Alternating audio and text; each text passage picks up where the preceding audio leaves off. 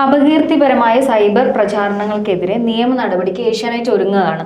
അത് സാറിന് അറിയാം, നമ്മൾ തന്നെ വാർത്ത ചെയ്തിരുന്നു. മാധ്യമങ്ങളുടെ പേരുകളൊന്നും പറയാതെ തന്നെയാണ് നമ്മൾ വാർത്തകൾ മുന്നോട്ട് കൊണ്ടുപോയത്. പക്ഷെ പല ചാനലുകളും ഫേസ്ബുക്ക് മീഡിയയിലും സോഷ്യൽ മീഡിയയിലൊക്കെ തന്നെ അത് പേര് പറഞ്ഞുകൊണ്ടും ഒരു യുവ നേതാവ് എന്നുള്ളതിനെ പേര് പറഞ്ഞ് ഒരു അപകീർത്തിപരമായ രീതിയിലേക്ക് ആ വിഷയം കൊണ്ടുപോയി. ഏത് വിഷയമാണ് പറയുന്നത്? രാഹുൽ മാങ്കൂട്ടത്തിൽ എന്ത് വിഷയമാണ്? മാധ്യമ പ്രവർത്തകയെ പീഡിപ്പിച്ചു എന്നും അത് ഏഷ്യാനെറ്റിലുള്ള മാധ്യമ പ്രവർത്തകയാണെന്നും, അത് ഏഷ്യാനെറ്റ് എന്നല്ല പറഞ്ഞത്, കാര്യങ്ങൾ കവർ ചെയ്ത് കഥകൾ പറയുന്ന ഒരാൾ നടത്തുന്ന ചാനൽ എന്നും അങ്ങനെയൊക്കെ പറഞ്ഞുകൊണ്ടാണ് വാർത്ത വരുന്നത്. അത് കവർ സ്റ്റോറിയെയാണ് ഉദ്ദേശിച്ചതെന്ന് ബോധവും ബുദ്ധിയുള്ളവർക്ക് മനസ്സിലാവും. അങ്ങനെ അത് സിന്ധു സൂര്യകുമാറിലെത്തുകയും ഏഷ്യാനെറ്റിലെത്തുകയും അത് വരികയും ചെയ്യുന്നു. അവിടെ രാഹുൽ മാങ്കൂട്ടത്തിൽ എന്നുള്ള വ്യക്തിയുടെ പേരും വരുന്നു. പക്ഷെ ഇതിലൊക്കെ സത്യാവസ്ഥ ഉണ്ടോ എന്ന് അന്വേഷിക്കാതെയാണോ ഇത്തരത്തിലൊരു വാർത്ത പ്രചരിപ്പിക്കപ്പെട്ടത് എന്നറിയില്ല. ഇപ്പൊ എന്തായാലും ഏഷ്യാനെറ്റ് രംഗത്ത് വന്നിട്ടുണ്ട്, അവരുടെ പേരുകൾ വരികയും ചെയ്തു. അതിനൊപ്പം എടുത്തു പറയേണ്ടത്, അവിടെ നിന്ന് ഇറങ്ങിയ മാധ്യമ പ്രവർത്തകർക്ക് വരെ ഇതിന്റെ പേരിൽ ചൂഷണം നേരിടേണ്ടി വരികയാണ്. അവർ സൈബർ ബുള്ളിങ് ചെയ്തുകൊണ്ടിരിക്കുകയാണ്. സാർ ആ വാർത്തകൾ ശ്രദ്ധിച്ചിട്ടുണ്ടാവും, നമ്മൾ ചെയ്യുകയും ചെയ്തതാണ് ആ ന്യൂസ്. സാറിന് അതിനെ കുറിച്ച് എന്താ പറയാനുള്ളത്? അതായത് ഇന്നലെ എന്നെ ഒരാൾ വിളിച്ചിട്ട്, കഴിഞ്ഞ കുറേ ദിവസമായി ഞാൻ ഇവിടെ വലിയ വർക്കൊന്നും ചെയ്യാറില്ല, കാരണം എൻ്റെ തിരക്ക് കാരണമാണ്. അപ്പോൾ പലരും എന്നെ വിളിക്കാറുണ്ട്. ആ കൂട്ടത്തിൽ ഒരാൾ വിളിച്ചിട്ട് എന്നോട് പറഞ്ഞു, ഏഷ്യാനെറ്റിലെ സിന്ധു സൂര്യകുമാറും അതേപോലെ VD സതീശനും ഇടപെട്ട് രാഹുൽ മാങ്കൂട്ടത്തിൽ പീഡിപ്പിച്ച ഏഷ്യാനെറ്റിലെ ഒരു പത്രപ്രവർത്തക എന്നാണ് പറഞ്ഞത്, ചാനൽ അവതാരക. അപ്പം ഈ വാർത്ത നിങ്ങളുടെ ക്രൈമിലാണോ വന്നതെന്ന് വെച്ചിട്ടാണ് എന്നോട് വിളിച്ചു വെച്ചത്. ഞാൻ അതേപടി തന്നെയാണ് വാർത്തയിൽ പറഞ്ഞത്. അതിന് ശേഷം ഞാൻ ഇവിടെ അങ്ങനെ ഒരു വാർത്ത പ്രസിദ്ധീകരിച്ചിട്ടില്ല എന്ന് മനസ്സിലാക്കിയപ്പോൾ തിരിച്ച് ആളുമായി സംസാരിക്കുകയും, അപ്പോൾ അദ്ദേഹത്തിൻ്റെ ഉദ്ദേശം ആക്ച്വലി എന്നെ അതിലേക്ക് കൊണ്ടുവരിക എന്നുള്ള ഉദ്ദേശമാണ്. മുമ്പ് വീണ ജോർജ് എന്നെ കൊടുക്കാൻ വേണ്ടിയിട്ട് ഒരാളുടെ കൈവശം വീണ ജോർജിൻ്റെ ചൂടൻ കിടപ്പറ രംഗങ്ങളടങ്ങിയ വീഡിയോ ഉണ്ടെന്ന് പറഞ്ഞിട്ട് എന്നെ ഒരു പെൻഡ്രൈവ് എത്തിക്കുകയുണ്ടായി. ആ പെൻഡ്രൈവ് ഒറിജിനൽ ആണോ ഡ്യൂപ്ലിക്കേറ്റ് ആണോ എന്നും കൂടി ഞാൻ നോക്കിയില്ല. കാരണം അത്തരം സാധനങ്ങൾ നമ്മുടെ ചാനലിൽ പ്രസിദ്ധീകരിച്ചാൽ അപ്പോൾ തന്നെ IT Act 67A പ്രകാരം നമ്മൾ കുടുങ്ങുമെന്ന് എനിക്കറിയാം. മാത്രമല്ല എൻ്റെ ഓഫീസിലെ കമ്പ്യൂട്ടറിലായിട്ട് അത് എടുത്ത് നോക്കിയാൽ പോലീസ് നോക്കുമ്പോൾ എൻ്റെ കമ്പ്യൂട്ടറിൽ ഉണ്ടെന്ന് കാണുകയും ചെയ്യും. അതുകൊണ്ട് ഞാൻ എന്ത് ചെയ്തു, അത് കിട്ടിയിട്ട് ഭദ്രമായി സൂക്ഷിച്ചു വെച്ചു. എന്നിട്ടോ അത് കഴിഞ്ഞ് 4 ദിവസം കഴിഞ്ഞപ്പോൾ എനിക്കൊരു കത്ത് വന്നു. എന്താ കത്ത് വന്നത് അറിയാമോ?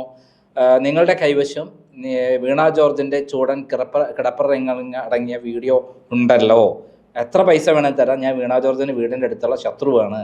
അപ്പോൾ അയാൾക്ക് എങ്ങനെ വിവരം കിട്ടി? എനിക്ക് നേരത്തെ വിവരം ഉണ്ടായിരുന്നു, വീണ ജോർജിനെ കൊണ്ട് പിണറായി വിജയനും റിയാസും കൂടെ എന്നെ കൊടുക്കാൻ വേണ്ടി ഒരു പ്ലാൻ ഉണ്ടാക്കുക എന്നുള്ളത്. വേറൊരു വഴിക്കും കഴിയുന്നില്ല. അപ്പോൾ ഏത് വഴിയും സ്വീകരിച്ച് എന്നെ കൊടുക്കാൻ വേണ്ടിയിട്ട് പ്ലാൻ ചെയ്യുന്നു എന്നുള്ള വിവരം എനിക്ക് കിട്ടിയിരുന്നു. അങ്ങനെ ഇരിക്കുമ്പോഴാണ് ഇങ്ങനെ ഒരു കത്ത് വരികയും ഈ പെൻഡ്രൈവ് എത്തിക്കുകയൊക്കെ ചെയ്തത്. അതിൻ്റെ പേരിൽ ഞാനത് പ്രസിദ്ധീകരിച്ചു തെറ്റിദ്ധരിച്ചിട്ട് മുഖ്യമന്ത്രിയുടെ ഓഫീസിൽ ഇടപെട്ടിട്ട് എൻ്റെ പേരിൽ ഒരു കേസെടുത്ത് 7 ദിവസം ഞാൻ ജയിലിൽ കിടന്നു. സത്യത്തിൽ നമ്മുടെ ചാനലിൽ പറഞ്ഞെന്താ പറയുമോ, എൻ്റെ കൈവശം അങ്ങനെ ഒരു വീഡിയോ ഇല്ല എന്നാണ്. ഇതുപോലെയാണ് ഇവിടെ സംഭവം. ഞാൻ പ്രസിദ്ധീകരിക്കാത്ത കാര്യത്തിൻ്റെ പേരിൽ ആണ് എന്നെ കള്ളക്കേസിൽ കുടുക്കിയതെങ്കിൽ ഇവിടെ സിന്ധു സൂര്യകുമാർ ഒരു ടാർജറ്റാണ് ആരുടെ? CPMൻ്റെ. കാരണം കഴിഞ്ഞ കുറേ കാലമായി അവർ വളരെയധികം പിണറായി വിജയനെയും മന്ത്രിമാരെയൊക്കെ നഖശികാന്തം എതിർത്തുകൊണ്ട് ശക്തമായി അവരുടെ കവർ സ്റ്റോറി എന്ന പരമ്പര തുടങ്ങുന്ന ഒരാളാണ്. നമ്മളൊക്കെ ബഹുമാനിക്കുന്ന വ്യക്തിത്വമാണ്, മാധ്യമ പ്രവർത്തകർ. അവരെ പോക്സോ കേസിൽ പെടുത്തി കൊടുക്കാൻ ശ്രമിച്ചു ഗവൺമെൻറ്. നാണം കെട്ട ഒരു ഗവൺമെൻറ് എന്ന് എന്താണ് പറയുക, അല്ലാതെ എന്താ പറയുക? ഏത് വഴിയെങ്കിലും എന്നെ കൊടുക്കാൻ ശ്രമിച്ച അതേ ഗവൺമെൻറ് തന്നെ സിന്ധു സൂര്യകുമാറിനെ കൊടുക്കാൻ ശ്രമിച്ചു എന്ന് പറഞ്ഞാൽ അതിൻ്റെ നാണക്കേട് ഗവൺമെൻറ്റിനാണ്. ഹൈക്കോടതി ഇടപെട്ട് കോഷ് ചെയ്തു. അതേപോലെ ആണ് ഈ സംഭവത്തിലും ഉണ്ടായിട്ടുള്ളത്. സിന്ധു സൂര്യകുമാറിനെ മുന്നിൽ കൊണ്ടുവരിക, അവരാണെന്ന് പറയേണ്ട ആവശ്യമില്ല. കവർ സ്റ്റോറിയിലൂടെ എന്ന് പറയുമ്പോൾ അറിയാലോ, വാർത്തകൾ കവറിൽ കെട്ടി പറയുക എന്ന് പറയുമ്പോൾ തന്നെ നമുക്കറിയാം. പിന്നെ രണ്ടാമത് ഇതിൽ അങ്ങനെ ഒരു പെൺകുട്ടിയുടെ പേര് പറയുമ്പോൾ ഈ ഏഷ്യാനെറ്റിൽ വർക്ക് ചെയ്യുന്ന പല പെൺകുട്ടികളെ കുറിച്ച് എല്ലാവരും സംശയിക്കില്ലേ? ഒരു പെൺകുട്ടി അല്ലല്ലോ ഏഷ്യാനെറ്റിൽ വർക്ക് ചെയ്യുന്നത്, ഒരുപാട് പെൺകുട്ടികൾ വർക്ക് ചെയ്യുന്ന അവതാരികളായിട്ടുള്ള സ്ഥലമാണ് ഏഷ്യാനെറ്റ്. മൂന്നാമത് രാഹുൽ മാങ്കൂട്ടത്തിൻ്റെ പേരാണെന്ന് കൃത്യമായി നമുക്ക് മനസ്സിലാക്കാൻ പറ്റും. ഇന്നലെ ഒരു ചാനലിൽ ചർച്ച ഞാൻ കണ്ടു. ഞാനിത് എന്താണെന്ന് പഠിക്കാൻ നോക്കുമ്പോൾ വടക്കൻ ഭാഗത്ത് ഈ അടുത്ത കാലത്ത് നടന്ന ഉപതെരഞ്ഞെടുപ്പിൽ മത്സരിച്ച യൂത്ത് കോൺഗ്രസിൻ്റെ തീപ്പൊരി നേതാവ് എന്ന് പറഞ്ഞാൽ രാഹുൽ മാങ്കൂട്ടത്തിൽ പാലക്കാട് മത്സരിച്ചു ജയിച്ചു നമുക്കറിയാം. അദ്ദേഹം തെക്കൻ ഭാഗത്താണെന്ന് പറയുന്നുണ്ട്. തെക്കൻ ഭാഗത്താണെന്ന് അടൂരിലാണ് ഇദ്ദേഹത്തിൻ്റെ വീട്. അപ്പോൾ കൃത്യമായിട്ട് രാഹുൽ മാങ്കൂട്ടത്ത് ഒരു ടാർജറ്റാണ് ആരുടെ? പിണറായിയുടെയും ദേശാഭിമാനിയുടെയും CPM-ൻ്റെ എല്ലാം. അപ്പോൾ ആ രാഹുൽ മാങ്കൂട്ടത്തെ തകർക്കാൻ വേണ്ടി ഒരു സെക്സ്, അതായത് ഒരാളെ തകർക്കാൻ ഏറ്റവും എളുപ്പമാർഗം എന്താ? ലൈംഗിക ആരോപണമാണ്. അങ്ങനെ ഒരു ആരോപണം ഉന്നയിച്ച് ഈ ഇലക്ഷൻ ഞാൻ ആകെ 8 മാസമേ ഉള്ളൂ. ആ 8 മാസത്തിനുള്ളിൽ പുകമറ സൃഷ്ടിക്കുക, വലിയ കഥയുണ്ടാക്കുക, എന്നിട്ട് അതേപോലെ ഇവിടെ കേരളത്തിൽ പുകമറ സൃഷ്ടിച്ച് ഈ ലൈംഗികമായി പീഡിപ്പിച്ചു, ഗർഭിണിയാക്കി, അബോർഷൻ നടത്തി എന്നൊക്കെ പറയുമ്പോൾ കഥയ്ക്ക് മേമ്പടിയായല്ലോ. അത് എല്ലാവർക്കും താല്പര്യമാണ്. ഇതിനകത്ത് തന്നെ കമൻറ്റ് ചെയ്ത ഒരാൾ പറയുന്നുണ്ട്, പുകയില്ലാതെ ഇങ്ങനെ ഇതുണ്ടാകുമോ, എന്തെങ്കിലും ഇല്ലാതെ പുക ഉണ്ടാകുമോ ഇത് ചോദിക്കണേ. എന്തെങ്കിലും ഉണ്ടെങ്കിലല്ലേ പുക ഉണ്ടാവുള്ളൂ. അങ്ങനെയാണ് ഉമ്മൻചാണ്ടിക്കെതിരെ ഉണ്ടായ കഥ എന്തെങ്കിലും കാര്യം ഉണ്ടായിട്ടാണോ? കേരളം മുഴുവൻ ഏഷ്യാനെറ്റ് അടക്കം, അതാണ് പറയുന്നത്, ഏഷ്യാനെറ്റ് അടക്കം തെറ്റിദ്ധരിച്ച് ഒരു 26 പേജുള്ള സരിതാ നായരുടെ കത്ത്, അതായത് ജയിലിൽ വെച്ച് എഴുതിയത് 21 പേജാണ്, പിന്നീട് അത് 26 പേജാക്കി മാറ്റി അത് ഏറ്റവും അന്ന് ഏഷ്യാനെറ്റാണ് മുൻപന്തി പ്രവർത്തിച്ചത്. അതാണ് എനിക്കുള്ള സങ്കടം. ഏഷ്യാനെറ്റിനെ പോലെ നമ്മളെല്ലാവരും ഭയങ്കര ഇഷ്ടപ്പെടുന്ന ഒരു ചാനലിനെ കൊണ്ട് ഏറ്റവും വൃത്തികേട് കാണിപ്പിച്ചു. എന്താണ് യഥാർത്ഥത്തിൽ ഉണ്ടായത്? ഞാൻ കൃത്യമായി പറഞ്ഞിട്ടുണ്ട്. എറണാകുളത്ത് ഗസ്റ്റ് ഹൗസിൽ വെച്ച് പിണറായി വിജയനും മന്ത്രി ഗണേശനും പിന്നെ സരിതാ നായരും കൂടെ പ്ലാൻ ചെയ്ത പ്രകാരം 21 പേജ് ആദ്യം ഗണേശൻ തന്നെയാണ് ജയിലിൽ പോയിട്ട് സ്ത്രീവേഷം ധരിച്ച്, നസീറ ബേബി അവിടുത്തെ ജയിൽ സൂപ്രണ്ടായിരുന്നു തിരുവനന്തപുരത്ത് ആട്ടക്കുളങ്ങര, ആ സമയത്ത് അകത്ത് കയറി ഒരു പെൺവേഷം ധരിച്ച് അകത്ത് കയറി ഒരു മുസ്ലിം തട്ടൊക്കെ ഇട്ടിട്ട് കയറി ഗണേശൻ. എന്നിട്ട് ഇങ്ങനെ ഒരു കഥ എഴുതാൻ, ഇങ്ങനെ ഒരു സംഭവം എഴുതാൻ പറയുന്നു, ആളുകളെ പേരെഴുതാൻ പറയുന്നു, ഈ ഗവൺമെൻറ് അട്ടിമറിക്കാൻ തീരുമാനിക്കുന്നു. അങ്ങനെയുള്ള സംഭവം എഴുതിയ ശേഷം അത് മേടിക്കുകയും പിന്നീട് അത് ബാലകൃഷ്ണപിള്ള വായിച്ചപ്പം ആരുടെ പേരില്ല? ഉമ്മൻചാണ്ടീൻ്റെ പേരുണ്ടായിരുന്നില്ല. അദ്ദേഹം ഇങ്ങനൊരു കഥ പറഞ്ഞപ്പോൾ തന്നെ ഈ ബാലകൃഷ്ണപിള്ള പറഞ്ഞു, ഞാൻ വായിച്ച സംഭവത്തിൽ ആരില്ല? ഉമ്മൻചാണ്ടി ഇല്ല എന്ന് പറഞ്ഞു. അങ്ങനെയുള്ള സംഭവത്തിൽ 26 പേജുള്ള ഒരു കത്തുണ്ടെന്നും അതിൽ ഉമ്മൻചാണ്ടി ഉണ്ടെന്നും പറഞ്ഞിട്ട് മാർക്സിസ്റ്റ് പാർട്ടി ഏറ്റെടുക്കുകയും കേരളത്തിൽ കംപ്ലീറ്റ് വ്യാപകമായ രൂപത്തിൽ പ്രചരണം നടത്തുകയും ചെയ്തിട്ടാണ് ഉമ്മൻചാണ്ടിയെ നശിപ്പിച്ചത്. പിന്നെ പിണറായി വിജയൻ്റെ പോലീസ് തലങ്ങും വിലങ്ങും അന്വേഷിച്ചു, പിന്നെ CBI അന്വേഷിച്ചു. ഇതിൻ്റെ പേരിൽ അദ്ദേഹത്തിന് മാനസിക തകരാറുണ്ടായി, ക്യാൻസർ ഉണ്ടായി. അവസാനം അദ്ദേഹം എന്തായി? ആ ക്യാൻസർ ബാധിച്ചു മരിച്ചു. ഒരു നീതിമാനായ ഒരു കേരളത്തിൻ്റെ ഏറ്റവും വികസന നായകനെ ഇല്ലായ്മ ചെയ്യുന്നതിലൊന്നും പിണറായി വിജയന് യാതൊരു മടിയും ഉണ്ടായിരുന്നില്ല. ഏത് വിധേനയും ഒരു ഭരണം പിടിച്ചെടുക്കാൻ വേണ്ടി പിണറായി വിജയനും സംഘവും കാട്ടിക്കുട്ടിയുള്ള ഈ ക്രൂരകൃത്യത്തിൽ പല പത്രദൃശ്യമാധ്യമങ്ങളും പങ്കുണ്ട്. നമ്മുടെ ചാരക്കേസ് തന്നെ എടുക്കുക. ചാരക്കേസിൽ ഏഷ്യാനെറ്റ് സ്ട്രോങ് നിലപാടെടുത്താണ്. അത് കള്ളക്കേസാണെന്ന് ഏഷ്യാനെറ്റാണ് പറഞ്ഞത്. എന്നാൽ മനോരമ, മാതൃഭൂമി ഇങ്ങനെ തുടങ്ങിയുള്ള എല്ലാ അന്നത്തെ പത്രങ്ങളെല്ലാം ഇത് ഏറ്റെടുത്ത് നമ്പി നാരായണനും അതവർക്കൊക്കെ പങ്കുണ്ടെന്നൊക്കെ പറഞ്ഞ കഥയുണ്ടാക്കി. ആരാ അറിയാം ആദ്യം സ്റ്റോറി ചെയ്തത്? ദേശാഭിമാനിയാണ്. ദേശാഭിമാനി സ്മാർട്ട് വിജയനും എന്ന് പറയുന്ന പോലീസ് ഉദ്യോഗസ്ഥൻ ചേർന്ന് ഉണ്ടാക്കിയ ഒരു കെട്ടുകഥയാണ് ഈ ചാരക്കേസ്. കരുണാകരനെ ടാർഗറ്റ് ചെയ്തുകൊണ്ട് കൃത്യമായി ഉണ്ടാക്കി. ദേശാഭിമാനിയാണ് ഫസ്റ്റ് വാർത്ത. ചാരപ്രവർത്തനം, ഇതിൽ മുഖ്യമന്ത്രിയും പങ്ക്, മറിയം റഷീദ അറസ്റ്റിൽ. സത്യം മറിയം റഷീദിൻ്റെ കോൾ ലിസ്റ്റിൽ ഇവരെ പേരുണ്ടായി എന്നുള്ളത് പറയുന്നത് ശരിയാണ്. ആ കോൾ ലിസ്റ്റ് ഉണ്ടാക്കി വെച്ചിട്ടൊരു കഥയുണ്ടാക്കി, ചാരക്കേസ് എന്ന് പറഞ്ഞിട്ട്. അവസാനം ക്രയോജനിക് എഞ്ചിൻ്റെ രഹസ്യങ്ങൾ ചോർത്തെടുക്കാൻ വേണ്ടിയിട്ട് ആണ് ഇവർ വന്നതെന്നുള്ള കഥയുണ്ടാക്കി പാകിസ്ഥാന് വേണ്ടിയിട്ട്. എന്തെല്ലാം കെട്ടുകഥകളുണ്ടാക്കി. അവസാനം എന്താ ഉണ്ടായേ? അതെല്ലാം കെട്ടുകഥയാണെന്ന് അംഗീകരിച്ചു. അവസാനം നഷ്ടപരിഹാരം കൊടുക്കേണ്ടി വന്നു. ഉമ്മൻചാണ്ടിക്ക് ശരിക്കും ഒരു 100 കോടി രൂപ നഷ്ടപരിഹാരം കൊടുക്കേണ്ടതാണ്. ചാണ്ടിയമ്മൻ കേസ് കൊടുത്താൽ 100 കോടിയല്ല, അതിൽ അപ്പുറത്തേക്ക് കിട്ടേണ്ടതാണ്. അങ്ങനെയാണ് പിണറായി വിജയൻ അധികാരത്തിൽ വന്നത്. ഇനി ഒരു കാര്യം പറയട്ടെ, ഈ പറയുന്ന CPM ഈ ഇത്രയും കെട്ടുകഥ ഉണ്ടാക്കിയപ്പം രാഹുൽ മാങ്കൂട്ടത്തിനെതിരെ ഉണ്ടാക്കിയത് കെട്ടുകഥയാണെന്ന് കൃത്യമായി പഠിച്ച് നമ്മളാണ് ഫസ്റ്റ് റിപ്പോർട്ട് ചെയ്യുന്നത്. കൃത്യമായി പേര് പറഞ്ഞുകൊണ്ട് എന്നെ ഇങ്ങനെ വിളിച്ചിട്ടുണ്ടെന്നും ഇത് കെട്ടുകഥയാണെന്നും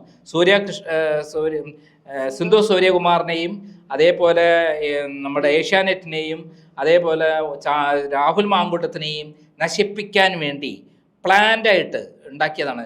എന്തുകൊണ്ടാണ് ഏഷ്യാനെറ്റിനെ ഇതാക്കുന്നത്? ഏഷ്യാനെറ്റാണ് കേരളത്തിൽ ഇപ്പോൾ പിണറായി വിജയനെതിരെ ഏറ്റവും ശക്തമായി പോരാടുന്ന ഒരു ചാനൽ. അപ്പോൾ അവരെ പ്രതിരോധത്തിലാക്കാൻ ഏറ്റവും മാർഗം, അതിലൊരു ഏറ്റവും പ്രധാനപ്പെട്ട പത്രപ്രവർത്തകയെ പ്രതിരോധത്തിലാക്കി കഴിഞ്ഞാൽ അവിടെ ഏഷ്യാനെറ്റ് പ്രതിരോധത്തിലാവും. രണ്ടാമത് രാഹുൽ മാങ്കൂട്ടത്തിലാണ് കേരളത്തിലെ തീപ്പൊരി പ്രസംഗം നടത്തി ഏറ്റുമുട്ടുന്ന MLA. അദ്ദേഹം പാലക്കാട് വെച്ചു വൻ വിജയമാണ് UDF ഉണ്ടാക്കിയത്, ആത്മവിശ്വാസമാണ് ഉണ്ടാക്കിയത്. എവിടെ പോയാലും ആളെ കൂട്ടാനും അവിടെ വിജയം ഉണ്ടാക്കാനും കഴിവുള്ള ഒരു ഗ്യാങ് ആണ് ഷാഫി പറമ്പിലും അതേപോലെ രാഹുൽ മാങ്കൂട്ടവും അബി വർക്കിയൊക്കെ. അങ്ങനെ ഒരു സംഭവം CPM ഇല്ല. ഈ ഭാഗത്ത് ഇവരുടെ പ്രവർത്തനം സജീവമായിട്ട് മുന്നോട്ട് പോകുമ്പോൾ VD സതീശനാണ് ഇതിനൊക്കെ വിജയത്തിൻ്റെ ഒരു ഭാഗത്ത്. ഇപ്പം VD സതീശനെയും കൊണ്ടിട്ടതിനകത്ത് VD സതീശൻ ഇതിൻ്റെ അകത്ത് വന്നു, അത് എന്നോട് അവസാനം ഒതുക്കി തീർത്തു എന്ന് പറഞ്ഞാൽ കഥ ഉണ്ടാക്കിയിട്ടല്ലേ പബ്ലിഷ് ചെയ്ത് ഇതിൻ്റെ അകത്താ ദേശാഭിമാനിയിലാണ്. അത്ര നല്ല പത്രമാണ് ദേശാഭിമാനിയെങ്കിൽ ദേശാഭിമാനിയുടെ പ്രമുഖനായ ഒരു ആളെക്കുറിച്ച് CPM-ന്റെ പ്രമുഖനായ ഒരു നേതാവിൻ്റെ ലൈംഗികാതിക്രമ കഥ തെളിവ് സഹിതം ക്രൈം നൽകാം. അതാരാണെന്ന് പറയേണ്ട ആവശ്യമുണ്ടോ? മുഖ്യമന്ത്രിയുടെ ഓഫീസിൽ പൊളിറ്റിക്കൽ സെക്രട്ടറിയായി കഴിയുന്ന കേരളത്തിൻ്റെ പോലീസിനെ കംപ്ലീറ്റ് നിയന്ത്രിക്കുന്ന P. ശശിയെക്കുറിച്ചുള്ള വ്യക്തമായ തെളിവ് കുറിച്ച് ഞാനിപ്പോൾ പറയാം. അദ്ദേഹത്തെക്കുറിച്ച് 2 CPM നേതാക്കന്മാർ വിജയരാഘവനും വൈക്കം വിശ്വനും അന്വേഷിച്ച റിപ്പോർട്ട് ആരുടെ കൈവശമുണ്ട്? മാർക്സിസ്റ്റ് പാർട്ടിയുടെ കൈവശമുണ്ട്. ആ റിപ്പോർട്ട് പ്രകാരമാണ് ഒരു MLA-യുടെ മകളെ കണ്ണൂർ CPM സെക്രട്ടറി ആയിരിക്കുമ്പോൾ ആ കുട്ടിയെ ലൈംഗികമായി പീഡിപ്പിക്കാൻ ശ്രമിക്കുകയും ഓസ്തുർഗിലെ ഒരു റിസോർട്ടിൽ വെച്ച് D5-ന്റെ നേതാവിൻ്റെ ഭാര്യയുമായി സെക്ഷലി ബന്ധപ്പെടുകയും ഒക്കെ ചെയ്തിട്ടുള്ള നേതാവാണെന്ന് ആ റിപ്പോർട്ടിലുണ്ട്. ആ റിപ്പോർട്ട് ഒരു കുറ്റകൃത്യമാണ്. അത് ഞാൻ എന്ത് ചെയ്തു, അതിൻ്റെ പേരിലാണ് ആരെ പിടിച്ച് പുറത്താക്കിയത്? P. ശശിയെ പാർട്ടിയിൽ നിന്ന് പുറത്താക്കിയത്. പിന്നീട് എങ്ങനെയാണ് തിരിച്ചെടുത്താൽ അറിയാമോ? തിരിച്ചെടുത്തതിൻ്റെ കഥയാണ് ഞാൻ പറയുന്നത്. ഈ റിപ്പോർട്ട് വന്നപ്പോൾ ഞാൻ എന്ത് ചെയ്തു, കണ്ണൂർ പോലീസിനും ഹോസ്ദുർഗ് പോലീസിനും കാഞ്ഞങ്ങാട് പോലീസിനും ഞാൻ പരാതി കൊടുത്തു. എന്നിട്ട് ഹോസ്ദുർഗ് കോടതിയിൽ ഹർജി ഫയൽ ചെയ്തു, അതേപോലെ ഇവിടെയും ഹർജി ഫയൽ ചെയ്തു. ഇവിടെ കണ്ണൂർ കോടതിയിലും ഹർജി ഫയൽ ചെയ്തു. അതിൽ സാക്ഷികളെ എൻ്റെ അടുത്ത് ഈ ഡോക്യുമെൻ്റ് ഇല്ല. ആരുടെ അടുത്താണ് ഡോക്യുമെൻ്റ് ഉള്ളത്? CPM-ന്റെ പാർട്ടീൻ്റെ അടുത്താണ്. അന്നത്തെ പാർട്ടി സെക്രട്ടറി പിണറായി വിജയനാണ്. 2 അന്നത്തെ നേതാവ് VSH അതിനെക്കുറിച്ച് പറഞ്ഞിട്ടുണ്ട്, പ്രകാശ് കാരാട്ട് പറഞ്ഞിട്ടുണ്ട്. അപ്പോൾ ഇവർക്കൊക്കെ അറിവുണ്ട്, ഇവർക്ക് രേഖയും കയ്യിലുണ്ട്. ഞാൻ അവരെയൊക്കെ സാക്ഷിയാക്കി. കൂടാതെ വിജയരാഘവൻ, വൈക്കം വിശ്വൻ ഇവരൊക്കെ സാക്ഷിയാക്കി. സ്വാഭാവികമായിട്ട് അവർ രേഖ കോടതി കൊണ്ടുകൊടുത്താൽ എന്താവും? P. ശശി അകത്താവും. എന്നാൽ ഈ രേഖയൊന്നും കൊടുത്തില്ല, മാത്രമല്ല അവർ ഹൈക്കോടതിയിൽ പോയി സ്റ്റേ വാങ്ങി, ഞങ്ങളെ ഒന്നും ഇതിൻ്റെ അകത്ത് സാക്ഷിയാക്കാൻ പറ്റില്ല. CPM-ന്റെ കൈവശമുള്ള രേഖ കൊടുക്കാതെ ഇത് കേസ് മുന്നോട്ട് പോകുമോ? അവർ കൊടുക്കില്ലല്ലോ. P. ശശി അല്ല, കൊടുത്തിരുന്നെങ്കിൽ എന്താവും? P. ശശി കുടുങ്ങും. ഈ കേസിൽ അത് ഈ തെളിവ് കൊടുക്കാത്തത് കൊണ്ട്, ഈ നേതാക്കന്മാർ ഹാജരാകാത്തത് കൊണ്ട് കേസ് തള്ളി. പിന്നെ എങ്ങനെയോ അയാളെ പിടിച്ച് പാർട്ടി വീണ്ടും എടുത്തത് ക്രൈം ഫയൽ ചെയ്ത കേസിൽ ഇയാൾ കുറ്റക്കാരനല്ല എന്ന് കണ്ട്, തെളിവുകൾ പ്രകാരം കുറ്റക്കാരനല്ല എന്ന് കണ്ട് അദ്ദേഹത്തെ തിരിച്ചെടുത്തു എന്നാണ്. യഥാർത്ഥത്തിൽ അങ്ങനെയല്ല. തെളിവ് ആര് കൊടുക്കണം? പിണറായി വിജയൻ കൊടുക്കണം. അത് സെക്രട്ടറിയാണ്, സംസ്ഥാന സെക്രട്ടറിയാണ്. VSH കൊടുക്കണം, പ്രകാശ് കാരാട്ട് കൊടുക്കണം, വൈക്കം വിശ്വൻ കൊടുക്കണം, പിന്നെ വിജയരാഘവൻ കൊടുക്കണം. ഇവരാരും കോടതി ഹാജരായിട്ടില്ല, രേഖയും കൊടുത്തിട്ടില്ല. അങ്ങനെ കേസ് തള്ളി. തെളിവ് എൻ്റെ കൈവശമല്ലല്ലോ. സ്വാഭാവികമായിട്ട് ഇങ്ങനത്തെ ഒരു ആഭാസനായ ഒരാളെ പിടിച്ച് അകത്താക്കാൻ കൃത്യമായി കാത്തിരിക്കുന്ന CPM അങ്ങനെയാണല്ലോ പെൺവാണിഭക്കാരെ കയ്യാമം വെച്ച് അകത്താക്കുന്നതിലെ പിണറായി വിജയനൊക്കെ പറയുന്നത്. സ്വന്തം കിങ്കരനായ പിണറായി വിജയൻ്റെ വലങ്കയ്യായ ലാവലിംഗ് കേസിൽ 8 കോടി രൂപ കൈപ്പറ്റിയിട്ടുള്ള, അതേപോലെ IK നായരുടെ ഭരണകാലത്ത് ഓഫീസ് കേന്ദ്രീകരിച്ച് ലൈംഗികാതിക്രമം നടത്തി പലരുമായിട്ടുള്ള വീഡിയോ എൻ്റെ കൈവശമുണ്ടായിരുന്ന, അതൊക്കെ 1999 ജൂൺ 30 അർദ്ധരാത്രി എൻ്റെ ഓഫീസ് കള്ളക്കേസിൽ കൊടുക്കി റെയ്ഡ് ചെയ്തപ്പെടുത്തോണ്ടായി. ഇതൊക്കെ എൻ്റെ കൈവശം ഉണ്ടായിരുന്നു. ഇതായിരുന്നു ആ പണി അങ്ങേർക്ക്. അങ്ങനെയുള്ള ലൈംഗിക ആഭാസനായ P. ശശിയെക്കുറിച്ച് കൃത്യമായ രേഖ പിണറായി വിജയൻ്റെ കൈവശമുണ്ട്. ആ രേഖ പ്രകാരം ഇതുവരെ ചാലഞ്ച് ചെയ്തിട്ടില്ല. അത് പ്രകാരമാണ് അദ്ദേഹത്തെ പാർട്ടിയിൽ നിന്ന് പുറത്താക്കിയത്. ഇന്ന് വരെ അത് പുറത്തെടുത്തില്ല, കോടതിയിൽ എത്താത്തതുകൊണ്ടാണ് കേസ് തള്ളിയത്. അങ്ങനെ കോടതിയിൽ എന്നിട്ട് അത് എന്താ പറഞ്ഞറിയോ? അദ്ദേഹം കുറ്റക്കാരനല്ല എന്ന് കണ്ടു, കോടതി തള്ളി എന്നാണ് പറഞ്ഞത്. അത് വെച്ചിട്ട് എന്ത് ചെയ്തു? അദ്ദേഹത്തെ തിരിച്ചെടുത്തു. നോക്കണം കള്ളക്കളി. എന്നിട്ടോ അദ്ദേഹത്തെ പൊളിറ്റിക്കൽ സെക്രട്ടറി ആക്കി. അതായത് ലൈംഗികാതിക്രമം നടത്തിയ ആഭാസനായ പൊളിറ്റിക്കൽ സെക്രട്ടറിയെയാണ് എവിടെ കൊണ്ടുവച്ചത്? കേരളത്തിൽ പോലീസിനെ നിയന്ത്രിക്കാൻ പിണറായി വിജയന്റെ വലങ്കയായി ഓഫീസിൽ കൊണ്ടുവച്ചിരിക്കുന്നത്. എന്നിട്ടാണ് ദേശാഭിമാനി ഇങ്ങനത്തെ വാർത്തകൾ ചെയ്തത്. ആദ്യം ഉളുപ്പുണ്ടെങ്കിൽ ദേശാഭിമാനിയുടെ ഇപ്പോഴത്തെ എഡിറ്റർമാരായ ദിനേശ് പുത്തലത്തിനും അതേപോലെ സ്വരാജിനും ഉളുപ്പ് എന്ന് പറയുന്ന സാധനം ഉണ്ടെങ്കിൽ ഇങ്ങനെ അവിടെയും ഇവിടെയും തൊടാത്ത കള്ളക്കഥ പറയുന്നതിന് പകരം യഥാർത്ഥ പ്രതിയായ ഐസ്ക്രീം പാർലർ അട്ടിമറിച്ചിട്ടുള്ള 1 കോടി രൂപ കുഞ്ഞാലിക്കുട്ടിയിൽ നിന്നും വാങ്ങി കേസ് അട്ടിമറിച്ചിട്ടുള്ള, അതേപോലെ കുഞ്ഞാലിക്കുട്ടിയെ അന്ന് രക്ഷപ്പെടുത്താൻ വേണ്ടി കൈരളി ചാനലിന് ഷെയർ പിരിച്ചിട്ടുള്ള പിണറായി വിജയനും ഉള്ള അവരെക്കുറിച്ചുള്ള വാർത്ത പ്രസിദ്ധീകരിക്കാൻ ധൈര്യമുണ്ടോ ദേശാഭിമാനിക്ക്? ആണത്തമുണ്ടോ ദേശാഭിമാനിക്ക്?